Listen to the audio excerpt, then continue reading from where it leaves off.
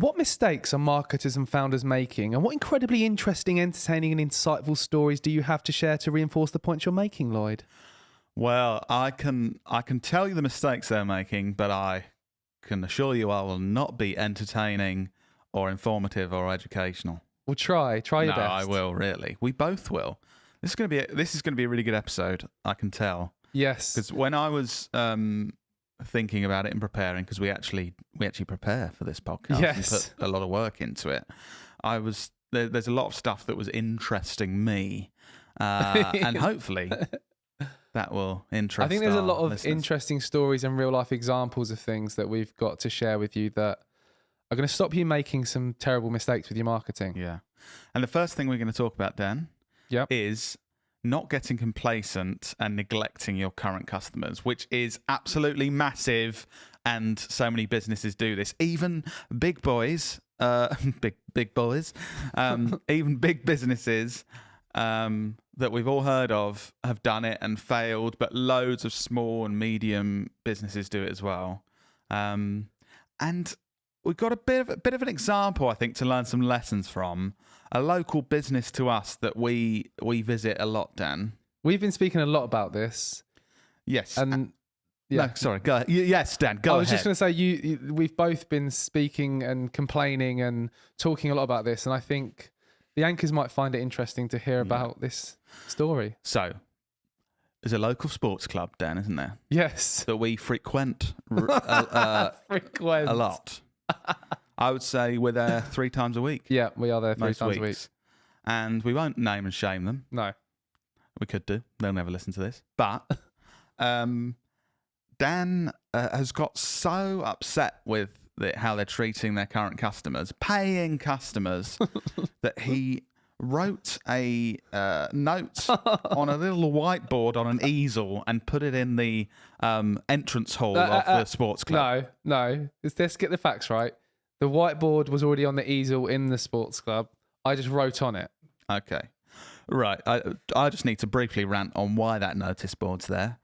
Because this sports club is so badly run, there are about 12 notice boards in the sports club, but because no notices have been taken down since 1982, they're all full of completely irrelevant old notices. So now an easel has been put in front of the doorway, so you know, I know all the other notice boards are shit and you don't need to pay attention to them, but this one you do. Yeah. And then there's nothing on it, so Dan's written this. Yeah. Okay. I would say Dan probably wrote it in this voice. But also, this was the second version that I toned down. Really? Yeah, I felt bad. Okay. I wrote go on. So we might have an image we can put on screen, but can we please take the bog brush off the shower windowsill? Also, why is there a dog bowl in the shower? Can we hire cleaners to clean the sauna, please? You could also send a questionnaire out to ask members for other ways to improve the club. Just a suggestion. I think that final "just a suggestion," that passive-aggressive bit at the end. I'm sorry, right? Is I'm sorry, right? Anchors listening, if you were a paying member of some kind of club, and there was a dirty bog brush on the side of a shower that was there, and then you came to the club a few times a week and it hadn't moved for weeks, is that acceptable? I have to agree. Right, number one, it's not acceptable. Right, second thing. In the shower where members are getting showered and cleaned and stuff, is it acceptable for there to be a dog bowl in there where people can just bring their dogs to drink water out of the showers? Do you know what I mean? It is. I mean, I feel I'm slightly immune because we go to this sports club so often, but it is absolutely mental when you think about it. Also, in the showers, really painting a picture for you business hackers. Really imagine this. So imagine all the tiles being slightly mouldy, firstly. Imagine they're only cleaned twice a week. So if you go on a Wednesday, Thursday, Saturday or Sunday, there's just like manky fluff from people's socks all over the floor. That's right. Imagine that first. But now imagine, It's true. There's a bit of an issue with some piping. That needs to be repaired. So someone, I can only say before 2017 when I joined, thought that pipe needs to move slightly. Should we get a plumber in? Actually, no. I'll just get a knife from the kitchen and wedge it behind it between a tile and the pipe to keep that tile there, and I will just leave it there for 6 years because it was there when I joined in 2017 and it's still there. Yeah. Anyway, so I suppose a bit of a relevant example to me and Dan that we're not bothered about at all. But there's just there's lots of lessons to learn from this, I think. lots of lessons. And we've been speaking a lot about this. Yeah. Well, one question, Dan. We're talking about, right, don't get complacent and let down your current customers, which we're saying this anonymous local sports club is doing to us. Yeah. Why are we still customers there? Customers? Members? Whatever you want to call it. Personally, I think it's all down to convenience. Convenience and options. So I'd say, again, I don't want to go into specifics of what the sports club is about, but there's only a couple of options, I think, in our area. The next one is the current one is probably 10 minutes drive from my house, 2 minutes from yours. Yeah. The next one is probably 25, 30-minute drive. So it's the convenience of it's the closest one for us both to go to. Do you know what? I think this is really common for a lot of businesses. So businesses get complacent because there's some kind of limiting factor with their customers of like, we have to do business with this business, or like, it's just more convenient at this point in time. But they get complacent, and then because I made a joke while we were in the showers the other day, Dan. We were in separate cubicles. Just imagine that. No clothes on. And in my cubicle, just so you know, on the windowsill where the bog brush was a few weeks ago, there was a tissue with some substance on that had been there for multiple weeks. And an apple sticker stuck on a tile next to it.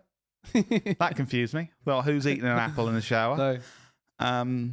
The good thing though, the good thing about this kind of not being cleaned and stuff, or not being sorted out, if you leave your shampoo there, next time you come, the shampoo's still there. Next time you come back to the yes, that is good. Well, the only thing is also if you do a turd in the shower, the next time the turd's still there. You've had that problem. Swings and roundabouts.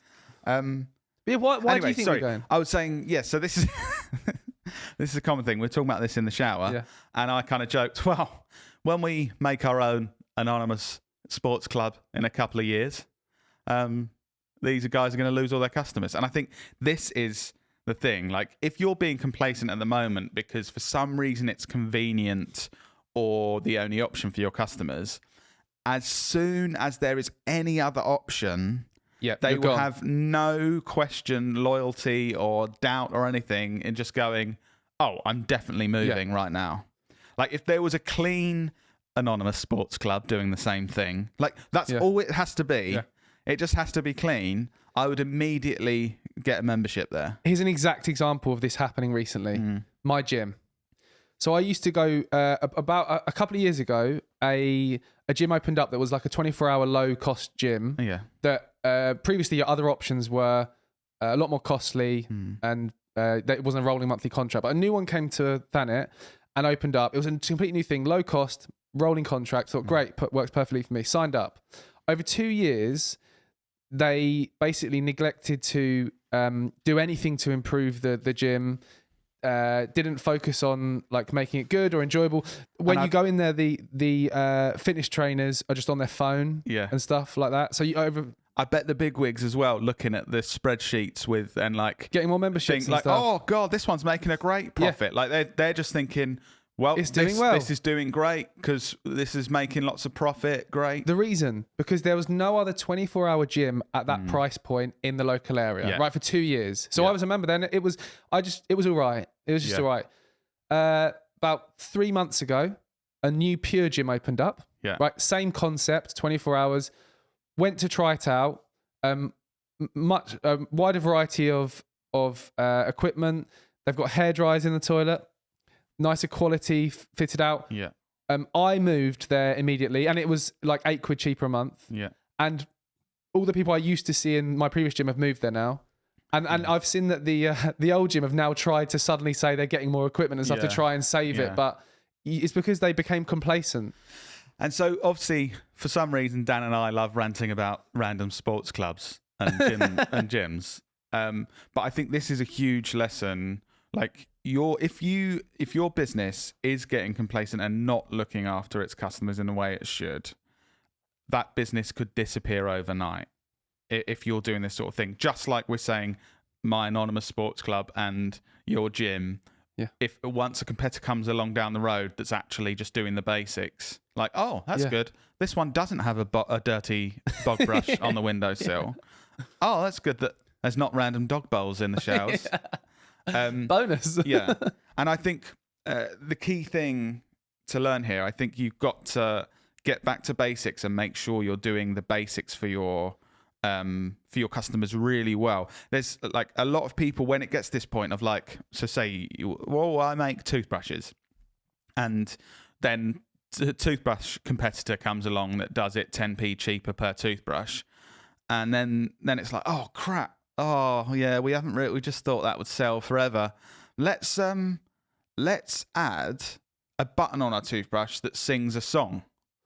And then these businesses, they try and do these weird things to like save gimmicky things. Quick, let's make this toothbrush turn green if you press the green button. Like, so things that don't add anything, like gimmicks, rather than going back to basics and going, oh shit, we haven't been giving our valued customers a really good quality, good value product. And this is so our anonymous sports club, we'll stop talking about it in a minute. They keep going, oh, God, memberships are down again this year. What we probably need, and you'll recognise this, Dan, for some reason, they think if they create random events with alliteration in the titles, it's going to save the club. Friday fish and freebies. Yeah. Oh, let's do a pizza party and prawns. And you're like... Firstly, and they write it on the notice board as well that I wrote on to promote it within the club, so new members can't. They think people are going to go in and go, oh, it's a bit rubbish that there's that horrible tissue that's been there for 8 months with an unknown substance on it, right where I have to clean myself. But at least there's the beers, baguettes, and ball bags party later, like that. It doesn't make any sense. And I think although like we're using a really bad example. In customer experience, like you have to cover the basics before you do the whole surprise and delight and really wow your customers. There's no point trying to wow your customers at the same time as not doing the basics. Yeah. And in customer experience as well, there's the whole thing of attracting new customers. And so for this example, that's like getting new members, like trying to do these beer baguettes and ball bags parties with alliteration that is not needed. So like, oh, let's attract new members. But then once you've attracted them, you need to engage them in a way that they're going to stay customers. And then you need to get to the like surprising and delighting them, them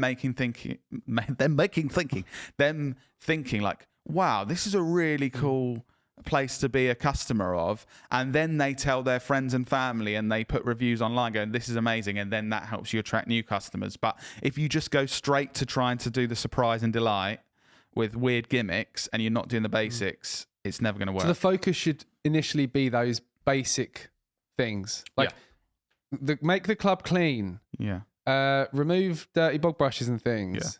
Clean the sauna as a starting point, because if you do attract new members, their first experience is going to be rubbish, and then they're not going to want to stay. Exactly. They won't stay, and they won't help you attract any more members. If you do all the basics right, and you engage them properly, and they're really happy with the service or the product, and then you delight them with some really cool stuff, then they'll help you get new members and customers. And with our example, this anonymous sports club that we will stop talking about, I promise. Like it's a group of lovely people that run it. Yeah. So like I want to be loyal. Like, and it's almost like if there's a new shiny anonymous sports club down the road, I don't want to go there. Like if you just clean this one, I'll stay because you're really lovely and it's a nice community and I want to support it. But you can't justify. The trouble is we've both given feedback. And I think you've sent a Karen email to them as well. I wasn't going to mention my Karen email. You sent a Karen email. And we've both tried to give feedback to say, because I think the number one thing they should do is just is survey members. Like so they know it's not just us. Survey current members. What could we do to improve the club? What don't you like about the club? What do you like about the club?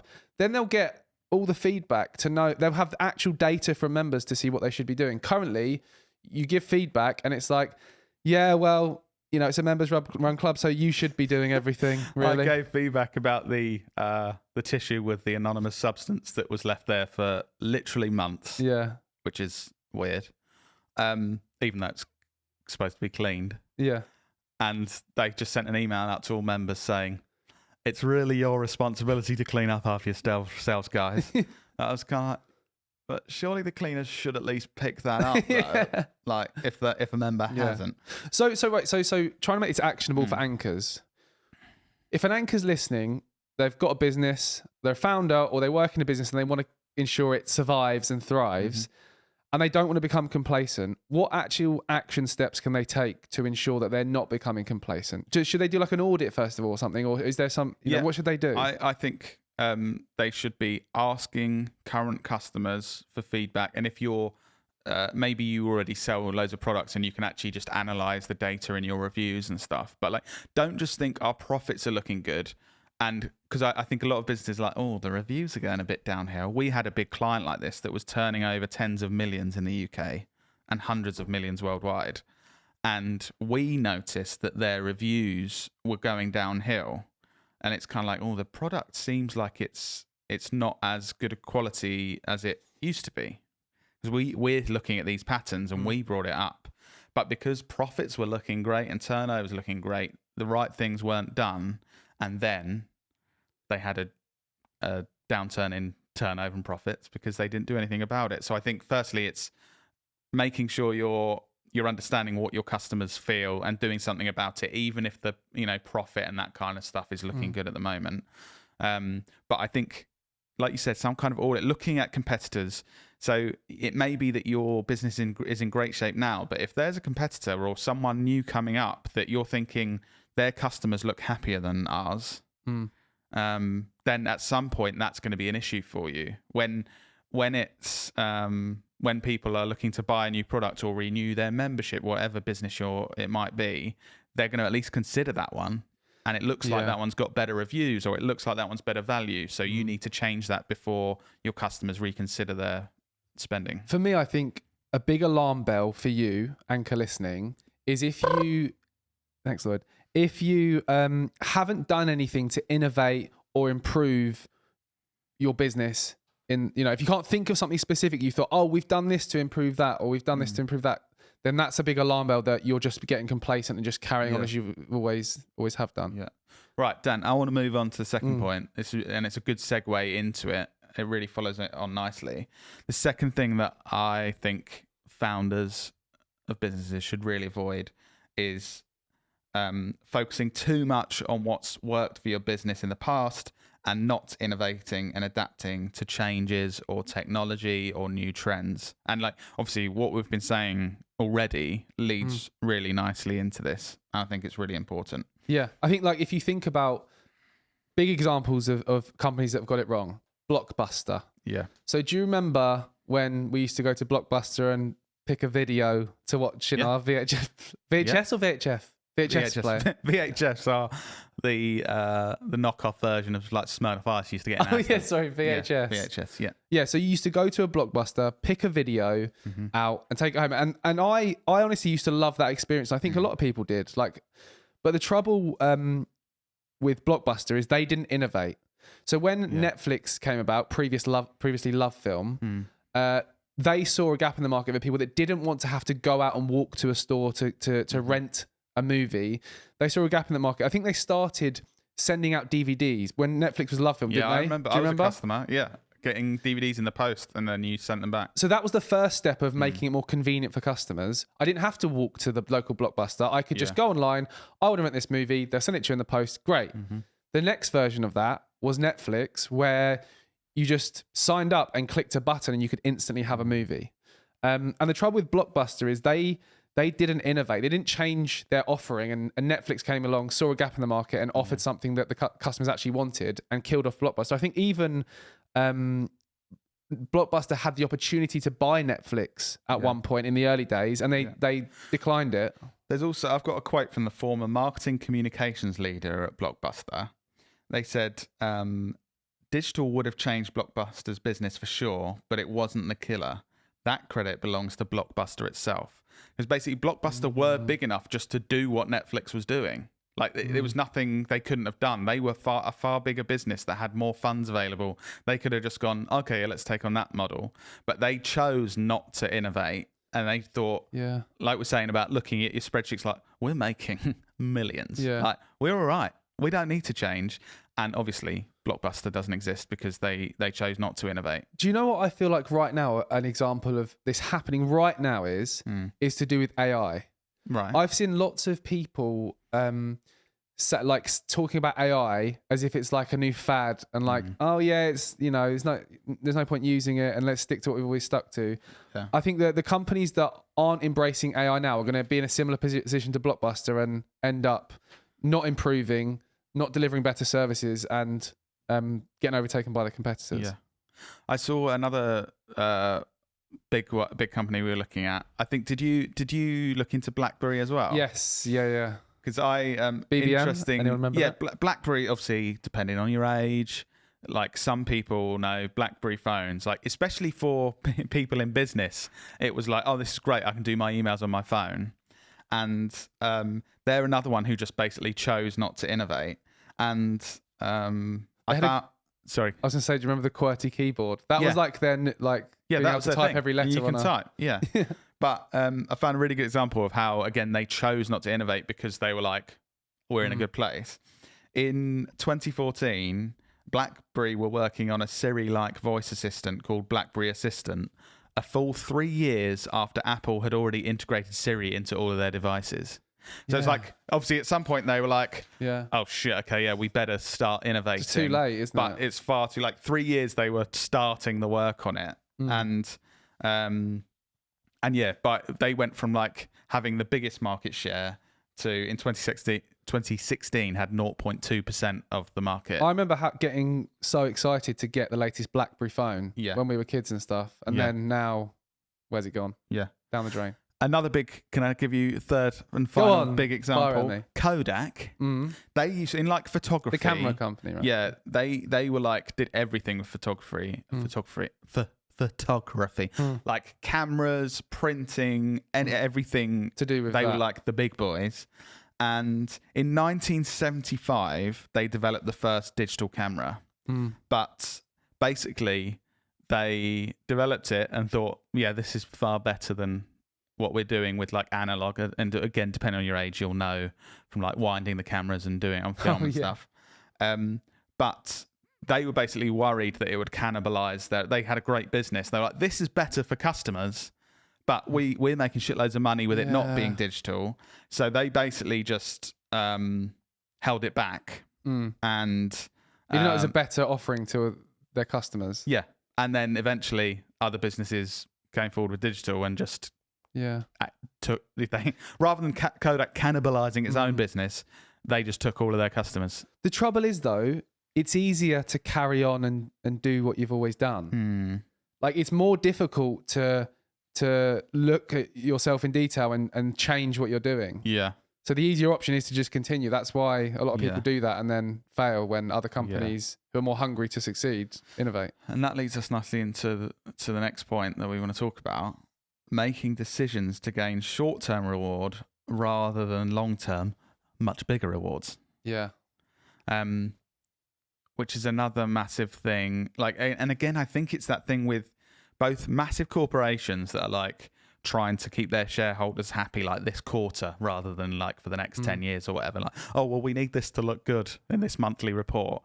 To like businesses like ours, to like very small businesses that maybe there's like 2 employees and a business owner, and that business owner is making short-term decisions of taking the profit out of the business rather than reinvesting. I think it's really commonplace across lots of different sizes. I think we've noticed this. We've spoken about this a lot. I think it's difficult. It depends where you are in your journey as a business, though. I'd say when we started out in business, we were making a lot more decisions based on short term. So I'll give you one example, how picky we were with who we worked with. Yeah. When we started and we had no customers, we would work with anyone. Because for the short term, we were like, we need to make this business a success. Yeah. We need to get some level of income. So anyone that would want to work with us, we'd immediately work with, no matter how stressful or how good or bad a fit they were for a company. We were like, if you've got a problem that we could potentially solve, we will work with you. However, now, much further down the line, with a lot more experience under our belt, we know that there's certain companies that are much better aligned with what we do. There's certain alarm bells we can see with potential customers that could cause our team unnecessary stress. And we're a lot more picky with who we work with, because we know for the long term, it's better off that we work with companies that are more aligned with us, that we can do a better job for, that our team will enjoy working with more. And there's a number of examples recently where we've turned down things that in the short term would be very lucrative for us, but we know they'd put unnecessary stress on our team. And there was those alarm bells there. So I think it depends where you are in your journey as to how you're making those decisions. There's also when we're starting out, there was a number of sort of digital marketing businesses popping up in our local area at the same time as us. I think thinking back now, a lot of them don't exist or are still at the level where it's sort of just the founders of the company and they're almost kind of freelancers, if you know what I mean, and haven't grown. And I think that's definitely down to us making more long-term choices from the start. Why do you think that is? Like, why did we have that long-term mindset? Because I don't think was just like inbuilt in us. I don't know, like, why did we think longer term? Well, I think at first, in the first few months, maybe we didn't. I know there were some things where even internally between us, I remember we were trying to work out finance stuff, and there was a point, I hope you don't mind me saying this, where you were doing some work that was kind of for a higher paid client and I was doing much lower paid work. Yeah. And you were kind of like, okay, so I should earn that much and you should earn that, right? And small decisions like that. And now we would always be like, well, no, that only makes sense this week. We're not thinking of the longer term, of what's the point of taking that out financially out of the business and stuff. But I think we kind of very early, we had the long-term vision of okay, let's think about what we want for the next 10, 20 years rather than just creating ourselves a job now that'll be the same forever. I think something that I think made us think longer term is seeing examples of other companies thinking short term and offering services for a very low cost to attract lots of customers, but then seeing the issues that came from that. Yeah. Spending every hour under the sun working and then not earning a huge amount and being stressed, and seeing those examples sort of made us think. One of the best things we've ever done in business is making shitloads of shit content. That sounds weird. Go on, but we were investing huge amounts of time and resource. Such a little soundbite into making content that looking back was shit and 13 people saw. Do you know what I mean? The amount of time we put into some YouTube videos that got 17 views. But I think if we were thinking in the short term, you would look at that and not make the YouTube video the next week. Yeah. But we were thinking in the long term, and the benefit of creating that shit content for months and probably a couple of years was that we were learning that whole time, and that got us to the point we are today. We've continued learning, continued creating better stuff. If we tried to create a podcast in 2016, it would have been so shit. But I'm confident if we started a podcast in 2017, this podcast would be much bigger than it is now, more successful, because we would have learned even more. Yeah. I think that's a really good point. Having that longer term mindset of, because even this podcast, right? So for the first year of starting this, we started in February 2020. We didn't make much money from it, and it didn't attract many new customers, and it wasn't working well. However, we saw those small incremental improvements over time. We saw the listeners growing, the downloads growing. We saw that data that showed us that this was on the journey to getting to a point where we wanted to, and we didn't give up in those early days. It's that compounding effect as well. Adding someone in our kind of audience in 2017 might have led to 30 people in our audience in 2023 because of the reviews that they've left and people they're telling. Do you know what I mean? Yeah. We focus on those small things. And I think we spoke about some of our kind of competitors in Kent when we started. And I think a lot of them I've seen over the years creating content and getting 13 views. And I've seen some of them even like starting out on TikTok and doing the same thing. Yeah. But then you see them pop up doing it, getting disheartened when they get 13 views and stop. Whereas I think you have to be quite confident, because we still, try different types of content and stuff, and that it'll be really underwhelming for our business. But it's the confidence to go, okay, let's learn from that. Yeah. Next week we're going to get 23 views. Let's learn from that. The week after we're going to get 100. The week after we're going to get 10,000. It's the not worrying what other people will think of you as well. Yeah. Like I feel comfortable that we could try something completely new on a different platform and get 5 views, and I would still feel like, okay, we've learned something from that, rather than let's give up and we're rubbish. A lot of people are scared, like, oh, what if I post something that only gets 5 views? I'll look rubbish. It's like, no, you're trying and testing and learning. That's how you have success with marketing. Unbelievable how powerful it is putting time in making shit stuff and learning from it. Yeah. Honestly, like it's been one of the most important things for our business on reflection. Yeah. If we'd have gone, that was shit, that didn't really work, let's stop. Yeah. It just wouldn't have worked. And if anyone wants to see that shit stuff, just look back at our YouTube channel from like 2015 or 16 or whatever. There is some real terrible stuff on there. Yeah. So, moral of the story, do loads of shit stuff. Something else we didn't do, which I think is a big lesson that we've now learned, is getting more feedback. And I think that this is another key mistake that people make, that we made, is not getting feedback early on enough. Yeah, because it's scary.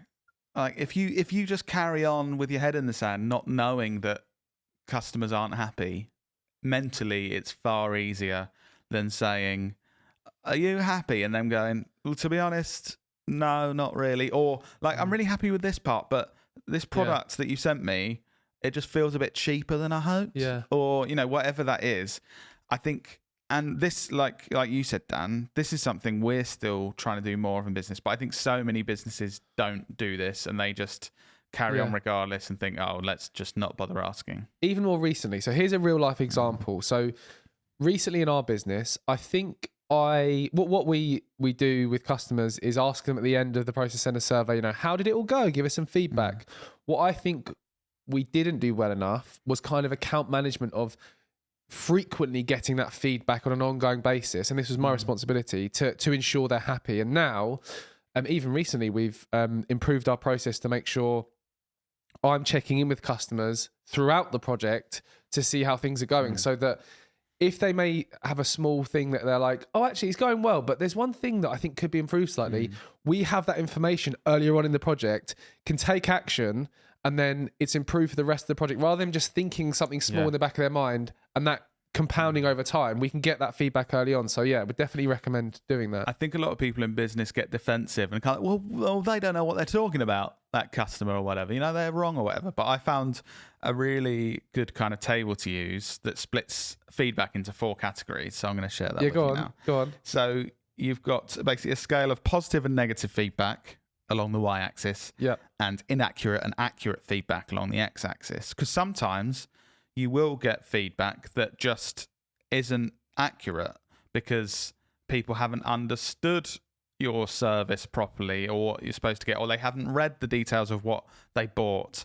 But I have to admit, I think a lot more of the time it is accurate. So keep that in mind. Don't get too defensive. But so if you get positive and inaccurate feedback, it says ignore. That's a difficult one to ignore. Like you have to be really critical here. So if we've had this a couple of times where I kind of think, oh, I think we could have done better there, and the customer is absolutely ecstatic because we've really exceeded their expectation. I suppose internally, I know we can do even better, but the customer's really, really happy, which is obviously a good thing.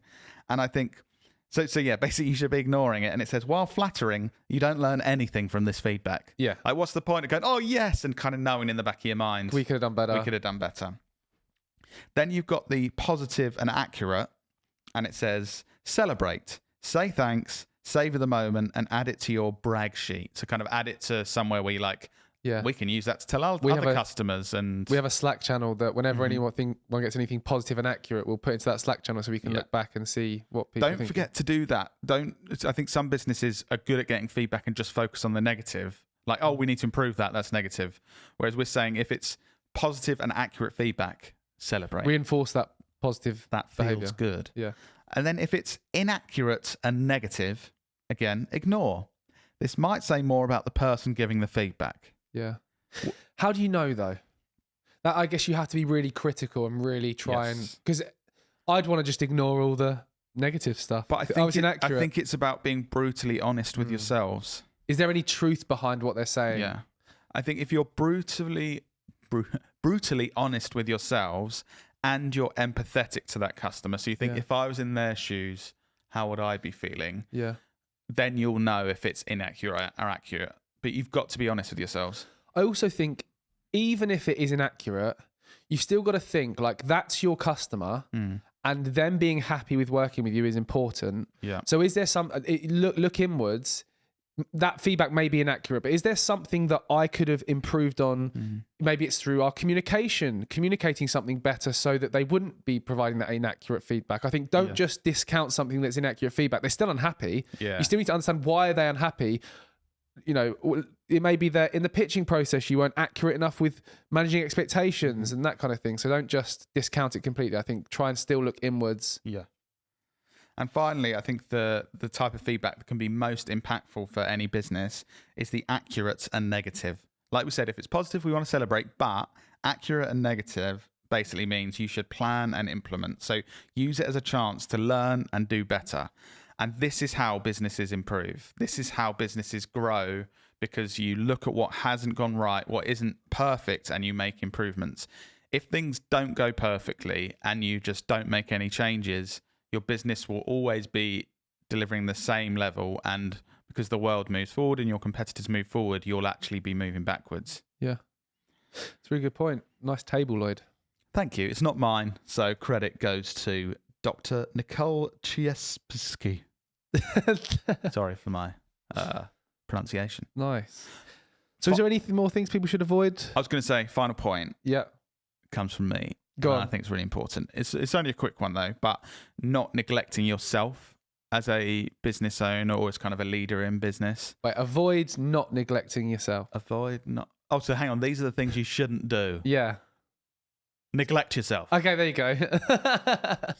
So don't neglect yourself. Yeah. Yeah. What do you mean by that? Well, I was looking into data, and a lot of businesses fail in the early stages due to the owner or founder losing motivation or the ability to continue. Right. And I think a lot of this, again, looking into data on health of founders of businesses and leaders in businesses, it's people really working hard, not looking after themselves to a point where they can't continue, or they kind of mentally lose the strength to continue because like, okay, now how long can I do this for? These crazily long days and not seeing my family. I think being a business owner, it makes perfect sense, doesn't it? Yeah. And so I think looking after your mental and physical health, even if it slows down growth in the short term, we spoke about focusing on the long term anyway, I think is really important. And one thing that I was looking into when I looked at the data on health of business founders, a big thing is stress. So 49% of founders report high stress levels, whereas 35% of employees report high stress levels. So there's quite a significant increase on stress. And I would say if you're like that founder that's just like, well, yeah, you know, it's business, it gets stressful, just deal with it. Yeah. I was really looking into this and looking at the like health wise long term and stuff, and stress, if it continues, you know, longer than a couple of days, like has major long term negative effects on your health. Like your body ages early if you have stress like in the long term, and it causes so many heart issues. So I think, I don't know, just even if you're young, try and think if you're going to have months and years of feeling stressed, it's probably overall going to make your life worse, even if you're thinking like there might be a financial benefit or other benefits in the short term. Something I found useful recently on the Whoop band, we've spoken about fitness trackers before. They now track stress as a metric. It's quite a new thing, which I guess for me is a good thing to keep an eye on it, because you can actually have the data to know how stressed you know. Like sometimes you think, I feel stressed. This will actually tell you how often you're low, medium, or high stress throughout the day. I think it also gives you some kind of input on, if you're at a high stress level, it talks about breath work and meditation. And I used to kind of think like, yeah, well, what does that do? But it genuinely, there's data behind it. If you do meditate or do some breath work, you can get your stress, because stress is like a physical thing happening in your body. It isn't just a feeling of I feel stressed. There are things happening physically within your body that you can stop by doing things like meditating and breath work and resting, so that you can do something about it without having to just stop working. Have you used any like apps or anything that are good for that, or any like? I a couple of years ago I downloaded that Headspace app for meditation and stuff, but I personally don't. I've listened to like the kind of Wim Hof audio book and like on some breath work and stuff that I use sometimes and things like that. Do you use any apps or anything? No. No? No, I was just interested. I don't. No. Speaking of reducing stress, Lloyd. Yeah. Can I, just before we end, can I share a really cool way that podcasters can use Descript, ChatGPT, and our podcast sponsors Adobe Express to create some really cool content? Yes. If that's going to relieve some stress for me and other anchors, then it will. Go for it. So we've been really trying and testing lots of different cool ways to utilize Adobe Express with other tools like ChatGPT. And this is quite a niche one for people that have their own podcast. But I guess it doesn't have to be people with their own podcast. It could be people that create written content. Yeah, okay. So one of the cool ways that you can use Descript, ChatGPT, and Adobe Express is to create LinkedIn document posts that have 2.2 to 3.4 times the reach of a standard text-based post. And we've spoken about how you can do this before in other ways. But there's a really clever thing you can do. So firstly, there's a tool called Descript that really quickly and easily helps you transcribe audio.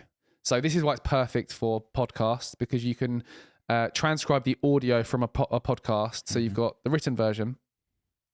Then you can write a prompt in ChatGPT to summarize that podcast episode into 7 key takeaways. Okay. And you can go as basic or advanced as you want. So you can ask it to do it in a certain tone of voice. You can input other copy that you've written in your tone of voice and ask it to write it in that tone of voice. So there's lots of different variations you can use, but you use Descript to get the transcription. You ask ChatGPT to summarize the 7 key takeaways from that podcast episode. Then you can head over to Adobe Express and create like a beautifully designed LinkedIn document post using the thousands of templates that on each of the different pages of the LinkedIn document post, you can share the key takeaways. So you could have like 7 key takeaways from this episode with a call to action at the end. And we've been testing these and posting them on LinkedIn, and they've been doing incredibly well. So yeah, to summarize, get the transcript of your podcast on Descript, use ChatGPT to get the key takeaways, then use Adobe Express to create a beautifully designed LinkedIn document post. And it's proven to get 2.2 to 3.4 times the reach of a standard text-based post. Oh, I'll do that now. Go and do it now, Lloyd. Oh, but if I'm going to do that, we should probably end this episode. Yes, yeah, let's do that. But just before we go, Dan, what are we going to be talking about next week? Do you remember? I can't remember. What are we talking about next week? We're talking about marketing lessons learned from tracking millions of pounds in online sales. Yes, we are. So because we have spent millions, or our clients have spent millions in ad revenue and got millions of pounds of sales over the years, we've learned a lot of lessons, and we want to share those with you from that kind of paid social campaign point of view. Yeah. So I think a lot of useful lessons for you to come back to, business anchors. And then remember, the final thing that people need to do, people think that these podcasts are free to listen to, but remember, they're not. Oh, no, they're not, are they? There's the gentleman's agreement that we stole from another podcast. Yes. Where people have to subscribe. That's their payment for listening to this for free, right? So I hope you've enjoyed that. Here's your bill, sir, madam. Yep. If you wouldn't mind paying that bill, just any time in the next sort of 5-10 minutes, that would be great. And we welcome you back to experience this podcast next week. And we'll see you in your ears next week if you pay your bill by subscribing. Thank you.